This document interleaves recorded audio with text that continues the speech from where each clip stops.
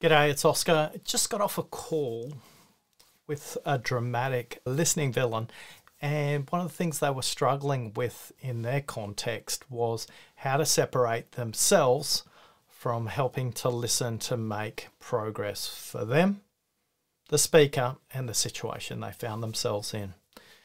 What they found was being sucked in to the conflict and the drama in the conversation was really hijacking their ability to listen in the context. Remember, listening is always three-dimensional. It's not about you as the listener and them as a speaker. There's always a third part of the conversation. And that part of the conversation is set up at the beginning of the conversation. You should ask this simple question: what will make this a great conversation for you?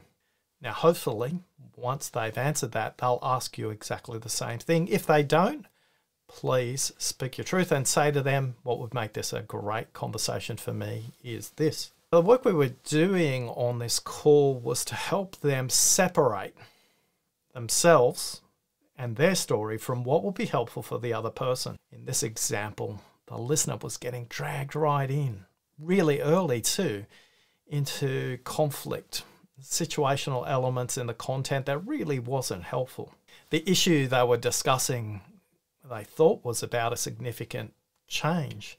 But as we explored it a little bit further, what we discovered very quickly was change wasn't the issue. It was the ability of the speaker to think about the consequences of their actions, not just in the short term, but also in the long term. Not just for them, but also for the community they were part of as well. As we work with this dramatic listening villain to discover a really simple technique to detach themselves from the conversation, they let me know they're really good at telling stories. And I asked the simple question: are the stories your stories? Are they useful stories? In that moment when you choose to tell a story, this can be really powerful for the speaker to give them a moment for reflection. When it's not powerful and productive is when those stories aren't about the agreed purpose of the conversation and it's all about you as the dramatic listener.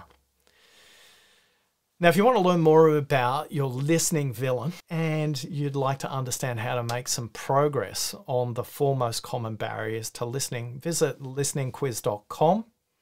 That's listeningquiz.com, and take the 7-minute listening quiz along with 15,000 other people who've completed the quiz all around the world. I'm Oscar Trimboli, and I'm on a quest to create 100 million deep listeners in the world. You've given me the greatest gift of all. You've listened to me. Thanks for listening.